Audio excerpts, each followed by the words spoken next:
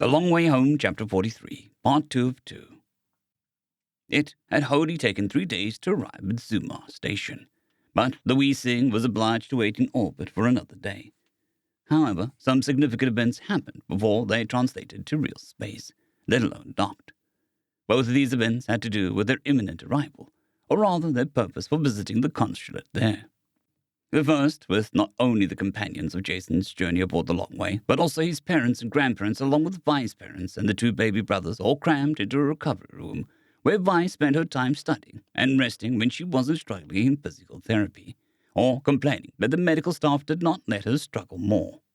Jason had expected the event, and was bouncing on the balls of his feet in anticipation. He'd known this would happen since he introduced everybody with family, meet family, aboard Among the Star Tides We Rage. Tundra was somewhat less bouncy, but Jason suspected that she was nearly as excited as he was.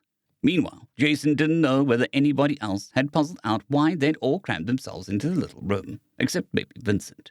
Cadet certainly saw enough to piece things together, but he didn't know enough about the customs yet. Vincent at least had a passing awareness of star sailors. Lawrence began mildly, probably because most people thought that his wife was snapping at them until they learned about Iris George really snapping sounds like. You might think that when Jason introduced you to me the way he did, he was paying a compliment. That's true, but we take things like that seriously. That's why I introduced you to the wee thing the same way. We should have made this offer earlier, but the kids needed to recover. Arthur, Bix asked as he squeezed his daughter's hand where she lay on the recovery bed. What Arthur? Some people might have thought the man rude for not looking around to address Lawrence, but those present knew why he didn't peel his eyes away from Vi just to carry on a conversation. To join Clan Drill, to be family, Iris briskly said. There are some practical advantages we could explain if you want. I always thought my mother-in-law was a force of nature, Sam muttered before she said more clearly. But none of you are here. You're all Vi can talk about. I think if we turned you down, she'd be very upset with us. She too held onto her daughter's hand, but she did at least glance towards the people she was talking to.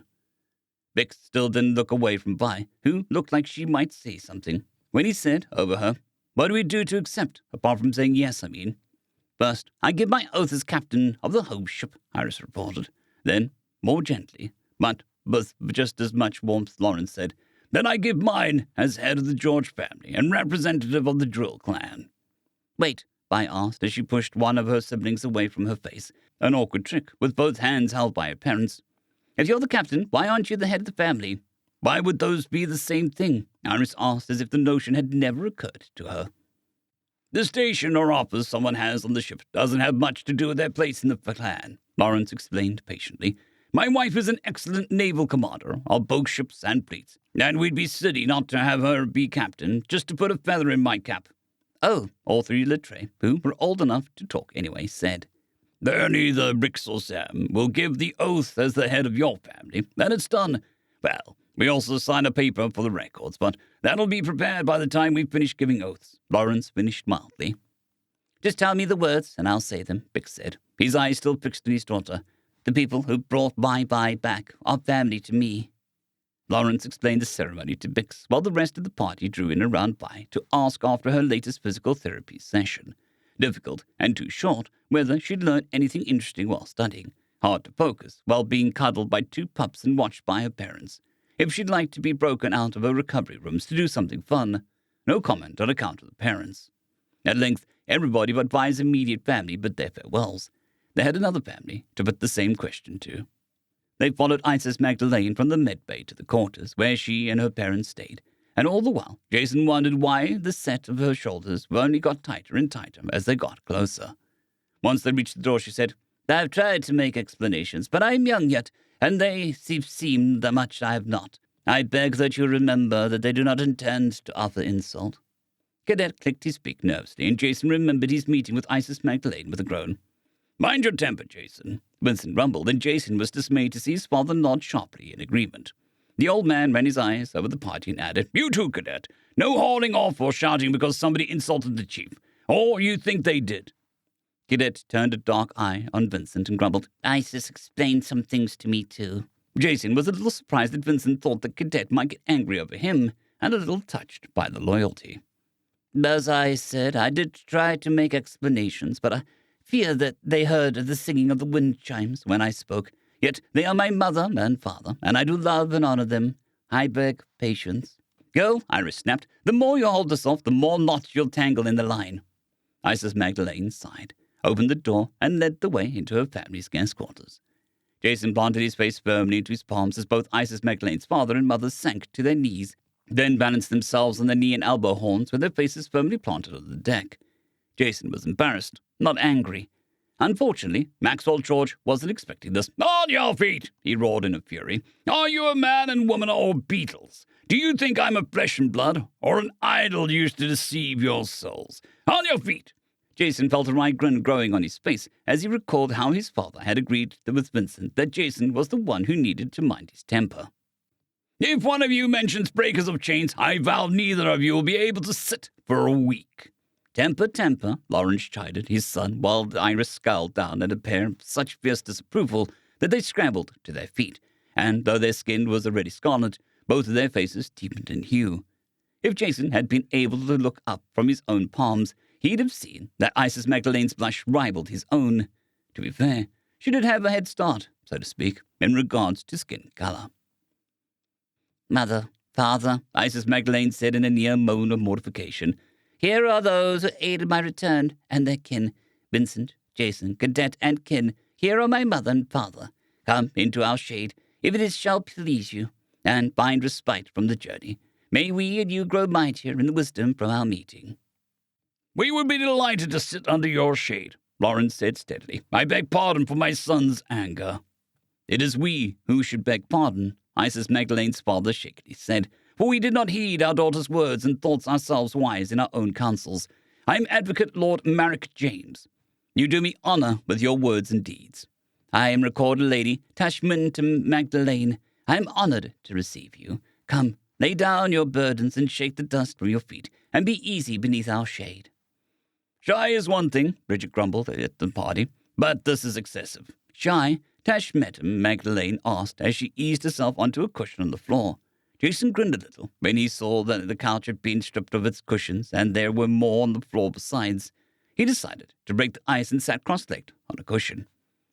My elders think that you do not come out because you are too shy to ask for what you require, or join in entertainments you might like, Jason explained as his family began to settle in on the floor. If it wasn't for Isis Magdalene coming out into the ship and asking for what you need, the family might have thought that you were being rude and spurning our hospitality. Marek James and Tashmintum Magdalene sat staring at the George family with eyes popping shock until the last Marek James said slowly, I see our daughter's wisdom is mightier than we accredited her for. We should know that it is folly to think others follow customs like our own, yet all are snared in folly sometimes. I beg pardon for any insult offered. We had no such intention. There's always some leeway for people who don't know our ways, Iris snapped as she'd settled on the cushion. But we do have something to talk about. You might think, Lawrence sighed as Maxwell helped him down to the cushions, that I was being polite when I said family meet family, or paying you a compliment. It is more than good manners to us. We meant it. Jason feels that the perils that he and your daughter went through together make them family, and we believe him. Marek James and Tashmintum Magdalene shared a glance before Marek James said slowly, This feeling does us much honor, and we treasure it with the words you have said. Is there more to say about such? Of course, Iris said. We are trying to offer you adoption into the clan. You do us too much honor, Tashmintum Magdalene gasped with horror plain on her face, even while Isis Magdalene tried to pretend that she wasn't blushing an entirely new shade of scarlet, while Tundre suspiciously offered her a comforting hand to hold. All know and honor the name of George, and while among us family names are held secret, all would know that we presume to claim the name of George. I'll say nothing about what this means to our people, she paused for a significant look at Maxwell, but I say it is beyond what those such as we can reach out for. Iris bristled and opened her mouth to speak sharply, but Lawrence patiently spoke first. We are well aware of the legends around our family, but we aren't offering you a place as George's. We don't expect you to give up your own family name. It's adoption into the clan we're talking about. Iris rolled her shoulders as if to make a sharp addition to even that mild explanation. But Tundre spoke as if she didn't notice. The clan is Clan Drill, and the Georges are already adopted in. The way Terrans do family is probably why you're confused, And maybe the way we do them, too. Most Star Sailors have two clans, the one of their father and the one of their mother. The George family is a little different, since humans can only have children with other humans, and there aren't a lot of other humans in the other clans. If it helps, you can think of it as being related to the George family instead of being in it. Iris's teeth clicked as she shut her mouth as she glared at her guests. Yet, Marek Jane said, how can we match such a mighty gift? How can such as we accept without making you, as you wish not to be, holders of an unpayable debt? Goods repay goods, promises repay promises, and honor repays honor, Jason said as he met the sanguine man's brown eyes. My cousin Isis Magdalene is honorable and brave and kind, and she deserves to be recognized, even if you can't look past our family name. Let us discuss this amongst ourselves for a time, Teshmetum Magdalene said of a sudden. If doing so does not offer insult, it does not, Lawrence said mildly as he stood. I will see no insult whatever you decide, I promise. I will not promise to not feel hurt if you choose to not accept. I hope you understand this means a lot to us. There was nothing to do except scramble to their feet and leave the three Exarch to their deliberations, which, for all Jason could tell, lasted until they arrived at Zuma Station, and they kept their decision close, even as among the star types we sing settled into the docking clamps of the large slip that could accommodate her. Vincent wore the suit Isis Magdalene had sewn him. He knew he could have left getting dressed until even later, but he wanted to talk to Rose before visiting the station to give his oath and file his papers. Besides, from how she acted from the one time he wore it so far, she liked the bright blue suit, or she liked teasing him about it. Either way, Vincent found he looked forward to anything he did that could make her smile. So he made sure that he was dressed nice by the time he was accustomed to head to the dining room for coffee and a light breakfast. He was a little surprised to see the cadet had decided to wear his nice clothes too, as he stepped into the main room of their quarters from his bedroom. How are you feeling? Vincent asked as he watched the boy try to make his feathers lie flat. Try, and largely fail. Nervous, he admitted. I want to stay there, but my mom isn't a good person. She might have realized that it was me, and I think she can get something out of being my mom and try to do something. Iris and Lawrence said that if she tries, she'll find out what it means to be caught between the hammer and the anvil, Vincent grumbled. Besides, I think the ship has its own legal department somewhere in the bulges. Starships don't have bulges, Cadet snorted, or at least made a throaty noise that Vincent interpreted as close to a snort. Sure they do, Vincent rejoined brightly, or as close to brightly as his gravelly voice came. It's wherever the lawyers are. That got a full laugh out of the boy before he asked, Are we going to the station now? Not yet, Vincent explained. The passengers need to disembark if they are, and I think that the crew is working on getting us to the consulate, or getting the right officials here without all that, fuss. The cameras? Yeah, that. So, how long do we have to wait? I don't know. Maybe an hour, a little longer, Vincent mused. You're going to have coffee with Rose again? I was thinking I would, Vincent answered. Cool.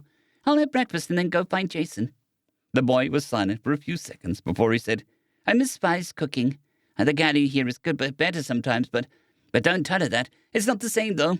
You want to see what my cooking's like? Vincent asked as he raised an eyebrow as they went to the door together. I think there's a reason that you go into the dining room for every meal, Cadet sniped back as Vincent gently jostled him. Spoiled, that's what you are. Gravy and baked French fries are fine a meal, Vincent said with near-perfect flat delivery, and was rewarded by an incredulous and disgusted look from Cadet. And so they chatted, mostly about food, the things that Vi was able to cook with their forage supplies, or else what Vincent's bachelor's or rather widower's cooking was like before then. Cadet was approving of Vi's efforts and often recalled her creative uses of their dwindling supplies before resorting to Vincent's canned supplies. But he was incredulous about the meals Vincent claimed were fine to have. The boy flatly refused to believe that Vincent would lower himself to having canned chili with pickles and mustard for dinner. By the time they reached the dining room, the boy was shaking his head over the whole conversation as he peeled off to visit the breakfast buffet, while Vincent made himself a cup of coffee and snagged a muffin. There a reason for the nice suit today? Rose asked as he turned around after collecting his morning nourishments. She was smiling up at him, and there had only been a little teasing in her voice. Vincent decided that he liked that, as he said, I'm being formally adopted today, and I'm formally adopting Cadet while I'm at it. Vincent set his own plate and mug down again and started fixing coffee for Rose, just the way she liked it. Well, she asked, So, you've decided to stay? Yeah, Vincent said, as he stirred cream into a mug for her. I guess I never really was going to go back to farming. This is something like living in town, and something like living out in the sticks, though. Why?" Rose took the mug and breathed in scent deeply before taking a sip, and then she said, "Then you and I need to decide something." Vincent tried to stop his hackles from rising as he asked, "And what do we need to decide?" "I think I like you, Vincent. No, don't go talking about a younger man being a better or less beaten up. I won't listen to any of that. I don't know just how I like you yet, but I think there's something. I think that you like me back, at least a little." Vincent stood there and watched Rose as she took another sip of her coffee. He wondered to himself whether life is worth anything if you're not willing to risk a little heartache once upon a time. And he decided, "You want to try stepping out with me? See where it goes?" Rose smiled up at him again and said, "I heard that you eat every meal here. Would you and Cadet like to come to my quarters and try my cooking?" "Who told you that you could bribe me with food?" Vincent asked with mock severity. "Secrets are supposed to be kept." One coffee for the adult Terrans and one breakfast for all three later, and Matthias dropped by to tell them that the path had been cleared. The man was in his dress whites. Vincent was glad that he'd considered the occasion to be formal enough to require his best. It was quite the trek to the private airlocks of the crew deck, and along the way the four were joined first by Iris and Lawrence, then by Bridget and Maxwell, then by a disgusted Vi with her parents pushing her in a wheelchair, then by Trundre with her father, and others Vincent had come to know as his brothers, nieces, nephews, and cousins, depending on age and more than anything. By the time they were stepping through the airlock into the short umbilical, their small party had grown to something like a crowd, and nearly unnoticed in its fringes walked Isis Magdalene with her parents. The embarkation area shared with another slip was of little note. Simple and workmanlike were the best words to put it. It had clearly been made for ship's crews rather than the transit of passengers, though the usual temptations of travellers were minimal, while the shops and kiosks offered practical replacements for objects those who lived on the move might need at any time. Some did make a try for selling small souvenirs, but these were mainly limited to tokens and stickers, the kinds of things a crewman might decide to get to show a favourite stop along a route, or mark a memory of a particular voyage. Vincent thought about maybe snagging a token to commemorate the day on his way back. The atrium was a different matter. Despite the fact that the crew access was quieter than the other embarkation areas, the atrium level of the station itself was a bustle of activity. Shops of all kinds, from grocers to clothing to toys to even firearms and everything in between, had competition even on one floor of the 4 floors of this level. And that was leaving out the small kiosks trying to sell all manner of small or novel things in the open lanes between where people walked or rode electric buggies. The air was filled with the noise of people going about their lives. Some of the people in that area were travellers, and some lived on station, but all had their own lives to be about. For their part, Vincent and his crowd didn't have any business in the shopping centre of the atrium, and so they carefully made their way through the traffic to the lifts at the centre, the ones that went between the levels rather than the floors, a tiny distinction that was common in many of the stations that Vincent had visited. Then, after a short ride downward, a ride on some electric buggies, and another long walk through less crowded but hardly deserted corridors later, they arrived at their destination. The consulate was comfortable enough. It had furniture large enough for star-sailors or other light-wielders to find comfortable seats, and small enough for Terrans or other heavy-wielders to find dignified ones. However, in favor of decorations, one wall of the waiting room was entirely occupied with large view screen that looked out into the vast emptiness of space, while the other 3 were bare except for the doors leading to offices or the corridor from which they came. They weren't made to wait long enough to want seats either comfortable or dignified, though. "I, Vincent Primus, of my own free will, do give oath to uphold the honour and dignity of Glandrill, and accept the offered place amongst the ships," he found himself saying after a dizzying flurry of activity, most of which involved finding papers and checking records that made his head spin. "I, Irish George, captain of the Among the Star-Tides We Sing, of my own free will do give oath to give shelter and succour to you as one of my own blood," the aging matriarch said with a whip-crack-like voice. "I, Lawrence George, head of the George family of Crandrill, of my own free will do give oath to honour you, Vincent Primus, as a son of my own blood. Your honour is my honour." It is done. The aging star-sailor man with a white braid dangling past his waist, and a white beard woven into another braid nearly as long intoned. "Welcome home, found one of Glandrill. Now, I understand that you have more inclusions." "Aye," Iris said, Adoptions of the family. Adoptions of family into the clan, though.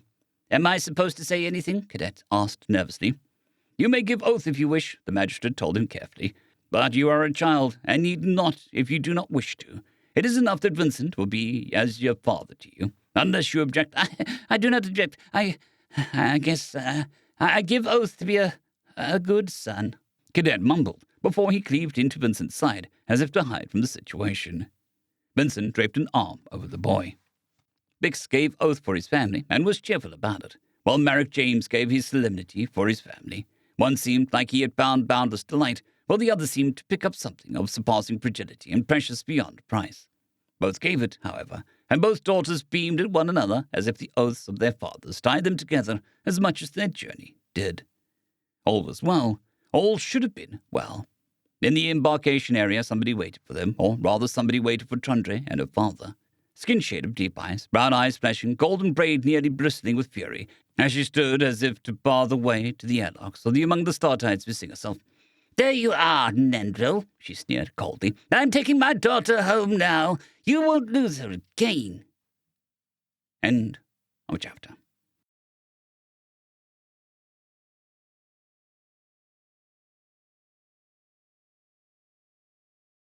I'd quickly like to thank our Tier 5 channel members, Caspar Arnholt, John Creighton, Manatharia, 050, Dragzoon WRE, and Elijah Silvercross. Thank you very much.